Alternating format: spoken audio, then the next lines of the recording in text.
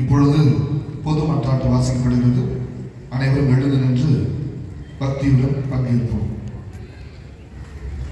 இயேசுவில் பிரியமான அன்பு இறைமக்களே, இன்று இரவு இறைவன் இயேசு தன்னையே நமக்காக கையளித்திருக்கிறார். அவர் நமது மீட்புக்காகவும் நிலைவாழ்வுக்காகவும் தந்தை இறைவனின் திருவிழப்படி இன்று கொடிய பாடுகளையும் கோர மரணத்தையும் எதிர்கொண்டிருக்கிறார். ஆகவே அந்த மண்ணிலையோடு நமக்காக பலியாகின்ற இறைவனிடம் நம்முடைய தேவைகளை மன்றாட்டுகளை மிகுந்த நம்பிக்கையுடன் எழுப்புவோம்.